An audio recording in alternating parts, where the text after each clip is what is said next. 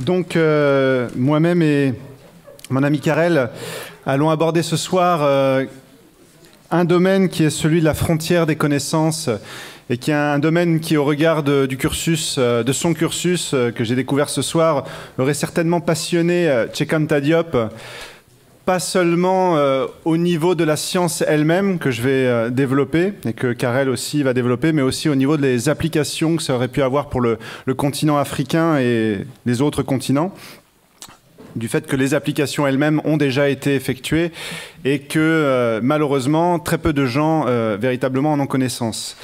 Donc ces frontières de la connaissance, c'est ce que nous on estime devoir aborder, c'est celles qui doivent porter l'homme vers l'espace, vers notamment l'inconnu qui est l'espace.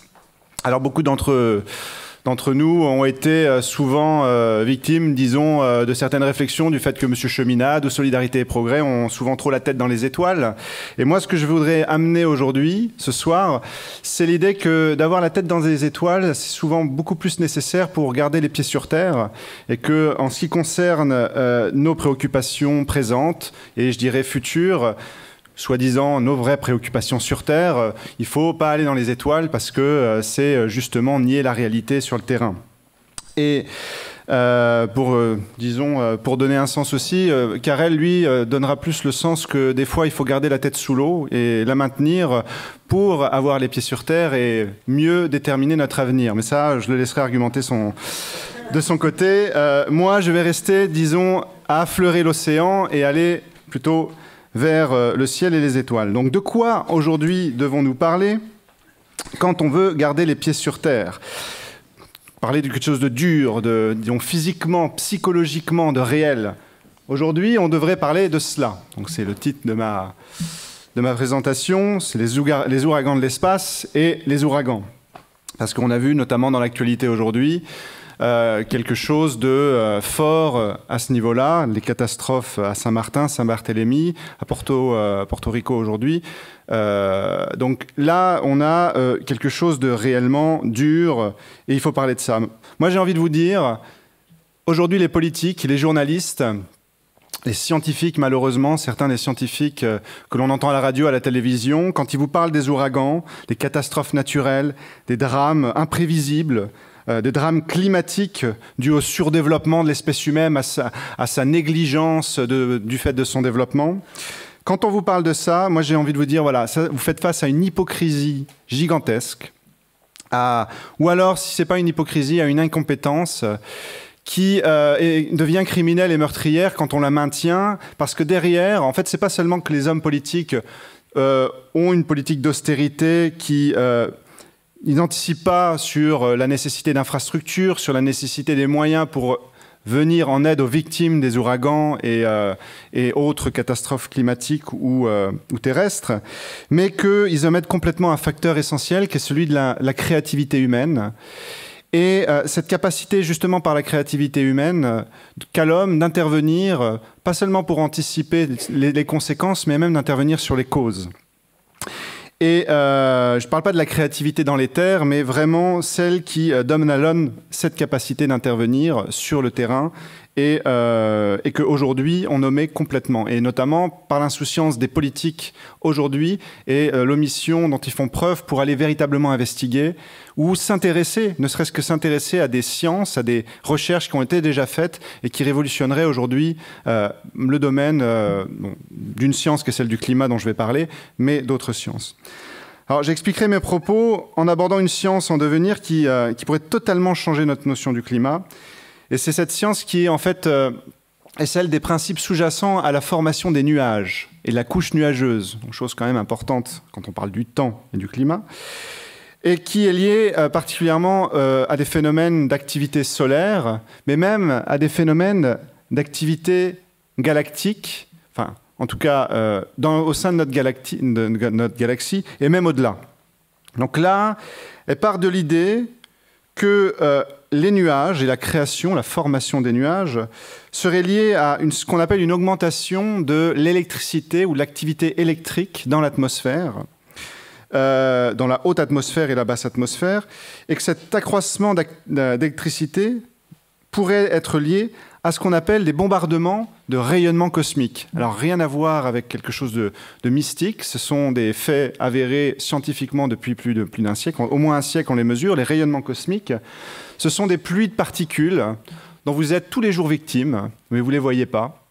Ce sont des particules qui viennent à très grande vitesse sur notre Terre, on en reçoit chaque jour, et qui se déplacent à des énormes vitesses. Elles proviennent des galaxies, de notre galaxie, des supernovas, et même des galaxies en dehors de la nôtre.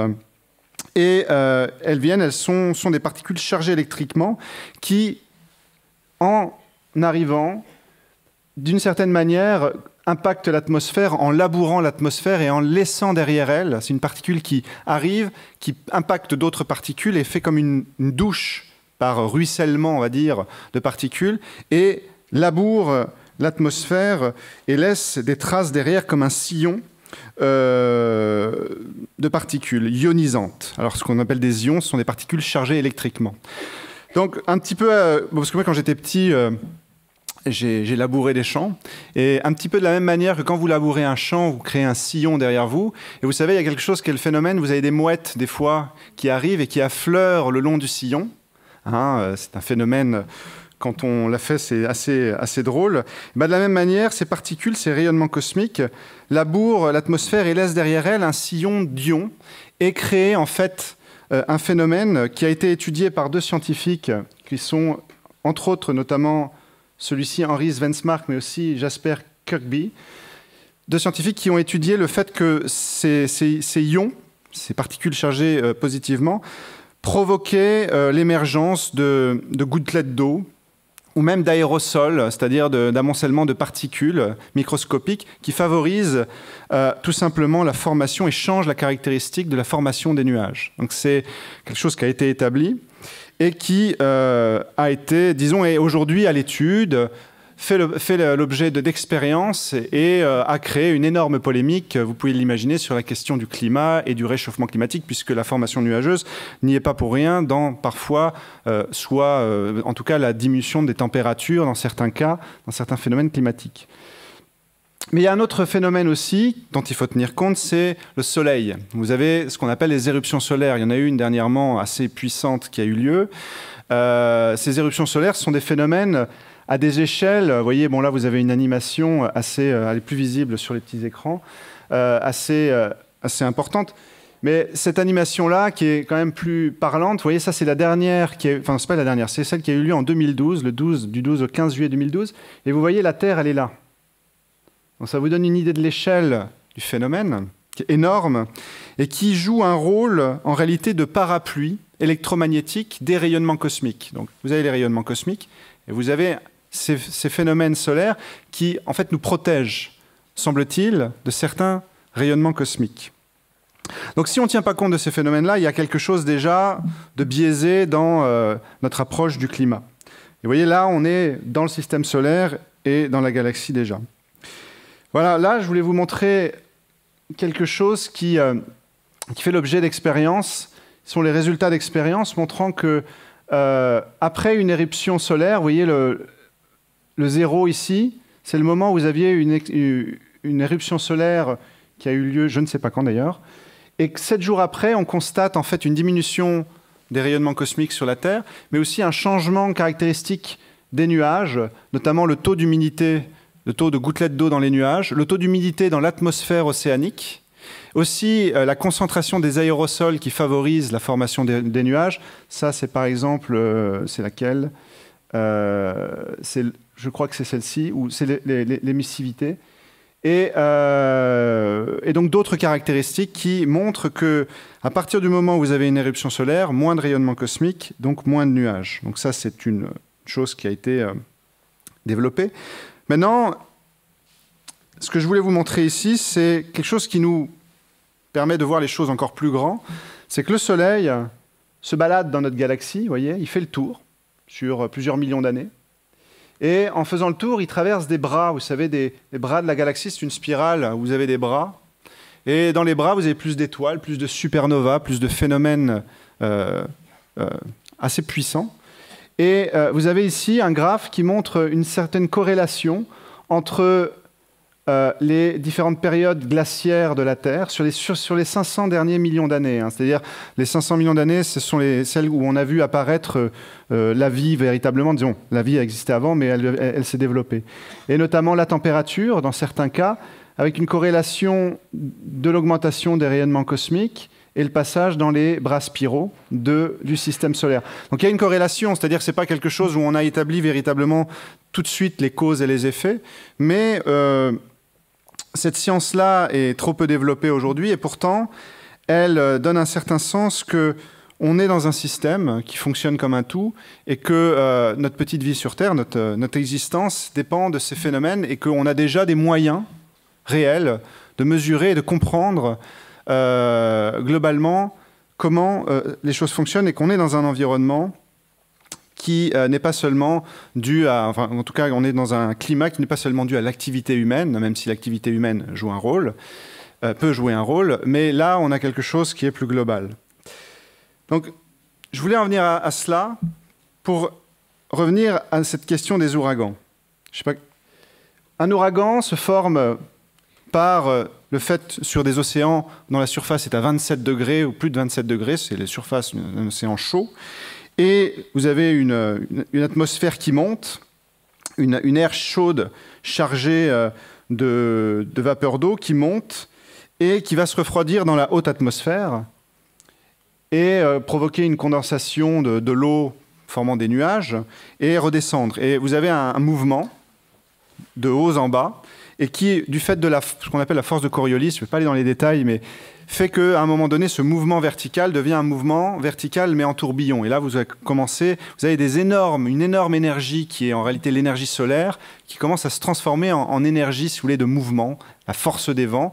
Et ça crée justement ce qu'on appelle tout simplement un ouragan, d'abord une tempête tropicale et un ouragan. Donc là, vous avez schématisé le mouvement de l'air dans cet ouragan.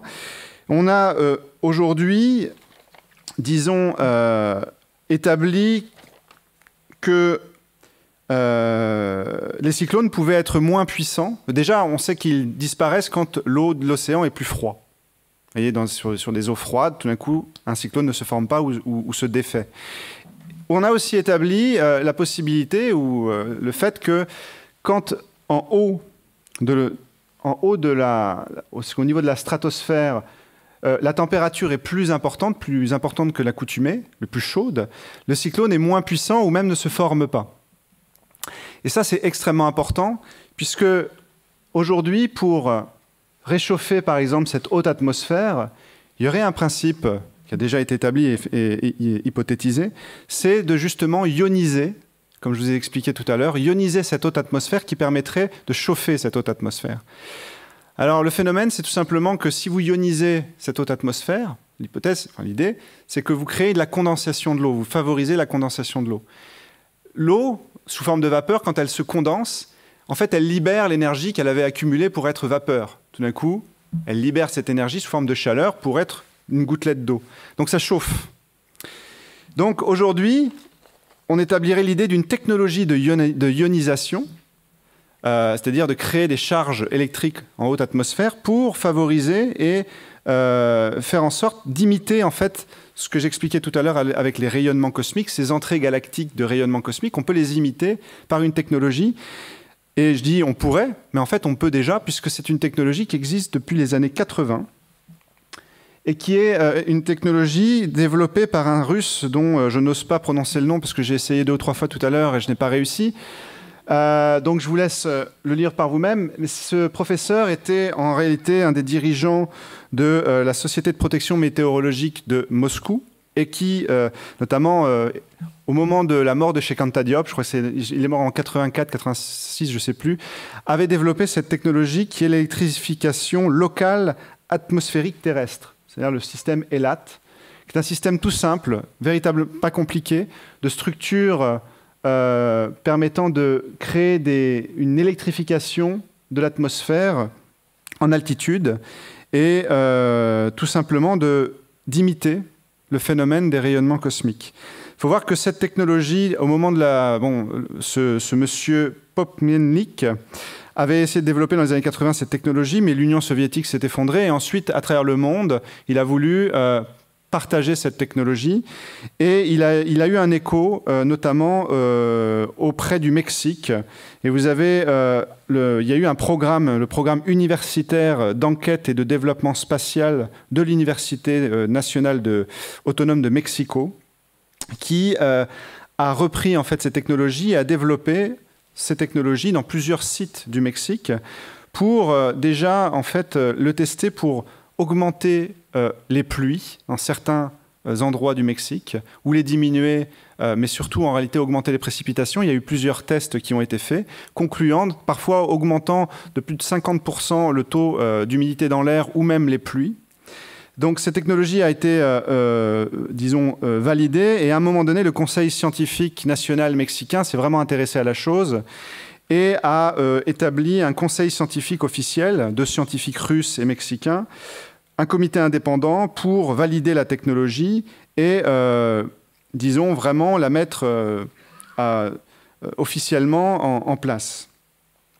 Alors, ce qu'il faut voir, c'est que ça a été élaboré pour créer des précipitations, mais à un moment donné, certains se sont dit, mais pourquoi on n'essaierait pas de réduire la force d'un ouragan, tout simplement, et tester cela. Alors, c'est quelque chose qui a été fait, justement, sur l'ouragan Dean.